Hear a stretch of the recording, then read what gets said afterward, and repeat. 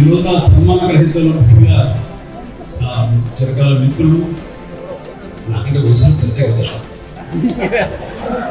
గౌరవ ఎండమూరి వీరేంద్రనాథ్ గారు. ఆయనతో నా అసోసియేషన్ అనేది ఎంత అత్యద్భుతమైనటువంటి ప్రయాణం అంటే నా స్టార్ స్టేటస్ స్టార్ని ఇవ్వడానికి అత్యధికంగా ఆయన కంటెంట్, ఆయన రాతలు, ఆయన రచనలు, ఆయన క్రియేట్ చేసిన క్యారెక్టర్స్ నాకు 80వ దశకంలో అవి ఉపయోగపడ్డాయంటే కనుక ఎక్కువ నేను ఆయన అది కంట్రిబ్యూట్ చేయగలను. ఆయన వచ్చినటువంటి ఆ క్యారెక్టరైజేషన్స్ సోపానాలాగా మరింత హైట్కి వెళ్ళేలాగా, మరింత స్టార్టర్ని పొందేలాగా చెప్పాలంటే మెగాస్టార్ అనే పేరు వచ్చింది కూడా వన్ ఆఫ్ హిస్ ఫిలిమ్స్. అది కూడా కన్సిడర్ చేస్తున్నాను. ఒకరోజు అమ్మగారు నా నెల్లూరు ఉంటుంది, నాన్నగారు నేను కూడా చెన్నైలో మెడ్రాస్ నుండి అటు ఇటు వెళ్తుండేవాడిని. అది 1981 ఆ సమయంలో నాన్నగారే నేను అభిలాషని నమ్మొచ్చాను చదివాను. అందులో హీరో పేరు కూడా చిరంజీవి. అండ్ చదువుతుంటే నాకు ఏదో ముందు గుర్తుకొస్తున్నావు, నువ్వేది ఉంది బహుశా ఎండమూరి రైటింగ్ కూడా నీలాంటి దృష్టి రాశాను అనిపిస్తుంది అని. అవునా, బాగుంది, ఎంత బాగుందమ్మా, చదువుతాడు, నువ్వు చెప్పమ్మా. అమ్మ చెప్తే చాలా అందరినీ చెప్పింది, నేను చదవలేదు కానీ అమ్మ చెప్పేసింది. సో ఆ తర్వాత మెడ్రాస్ వెళ్ళిన 2-3 days 2 weeks లోపల అండ్ కేఎస్ రామారావు వచ్చి బాస్ లాగా ఒక స్టోరీ చేయాలి, దాని పేరు అభిలాష.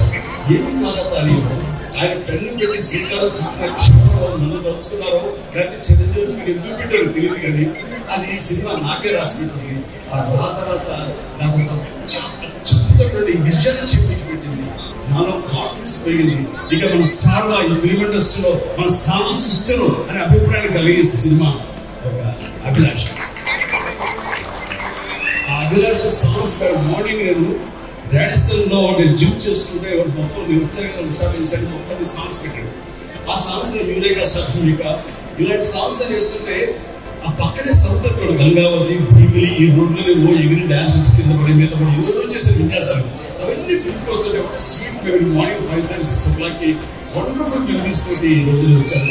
అదంతా కూడా కేఎస్ రామారావు గారు, ఎండమూరి వీరేంద్రనాథ్ గారు, మన కోదండరామరెడ్డి గారు, వీళ్ళందరి యొక్క ఇళయరాజా గారు, వీళ్ళందరి యొక్క కాంబినేషన్లో నాకు అందించడం. ఆ తర్వాత వచ్చే సినిమా ఛాలెంజ్, కబుర్ ది పవర్ ఆఫ్ కబుర్. ఆ సినిమా దాని ప్రభావం ఏంటంటే ఎంతమంది యూత్ని మోటివేట్ చేసిందంటే, అండ్ మనకేమీ లేదు కదా, మనకి ఏం చేయలేదు, దిక్కుమొక్కు లేదు, ఒంటిగా సింపుల్ అంటాడు, ఎలా రాణించాలి, ఇక్కడ ఎలా డబ్బు సంపాదించాలి, లేదా ఎలాగా ఏదైనా అచీవ్ చేయాలి అనే వాడికి అది ఆన్సర్ పిక్చర్ ఆన్సర్. అండ్ అది ఆ సినిమాలో నేను ఆ క్యారెక్టర్ చేసిన విధానం ఈ రోజు మీటర్ చాలా మంది చెప్తుంటారు, సార్ ఈ రోజు మీరు పెద్దవాడు అయ్యేవంటే మాకు ఏమి లేని క్షణంలో ఏది లేని రమీలో మాకు ఛాలెంజ్ సినిమా ఎంతో స్ఫూర్తించిందంటే అది ఆయన బ్రేక్ చేయడం. కానీ బయట నా ద్వారా బయట వచ్చినప్పుడు ఎంతో క్రెడిట్ మేము తీసుకుంటాం, అంతే ఆనందం, ఎంతమంది అంతే ఆనందం మాకు మేము పొందుతాం. ఆ రకంగా మనం వచ్చిన తర్వాత సినిమా మనం క్యారెక్టర్ని ప్రతి సినిమాలో కానివ్వండి అన్ని సినిమాలు ఇట్లా ఎన్నో సినిమాలు మనం చూస్తాం. ఆ సినిమాలు అన్నీ కూడా అంకెని పేరు పెట్టా తీసుకొచ్చింది. కాబట్టి నా యొక్క ఎదుగుదలలో, నా స్టార్డంలో ఆ యొక్క నా సింహభావం నా ఎండమూరి గారు ఉంటుంది. నాకు చాలా సంతోషం. థ్యాంక్ యూ ఎండమూరి గారు. తర్వాత ఎవరు రాస్తున్నారు ఆటోబయోగ్రఫీ నేనే కదా రాసేది. నువ్వు ఎక్కడ టైం ఉంటుంది లేదు, నీవు చెప్పు, నువ్వు ఎవరు రాసుకుంటావు, నీకేమైనా ఇంట్రెస్ట్ ఉందా ఖచ్చితంగా చెప్పు, చెప్తే రాస్తాను. నిజంగా ఎండమూరి లాంటి గొప్ప స్టార్ రైటర్ ఎవరు అన్నా ఒప్పుకున్నా ఒప్పుకోకుండా ఉందనుకోండి, ఎవరు ఒప్పు తీరాల్సింది. ఒకే ఒక స్టార్ రైటర్ ఎవరు తెలుగు ఉన్నారంటే అది గొప్ప బలము మేధస్సు ఉన్నటువంటి ఎండమూరి వీరేంద్రనాథ్ ఈ రోజున నా ఆటోబయోగ్రఫీ రాస్తాను అని మాట అనడమే నాకు ఎంతో ఉత్సాహం ఇచ్చింది. అందుకే ఇది అలాంటి అత్యద్భుతమైనటువంటి వేదిక. అండ్ మా వైఎల్పి గారి సమక్షంలో ఇది జరిగి తిరుగుతుంది. ఆల్రెడీ ప్రాసెస్లో ఉందన్నారు కానీ దానికి కాన్ఫిడెంట్గా లేదు.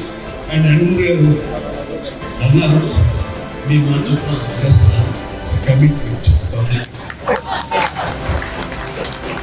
Thank you very much.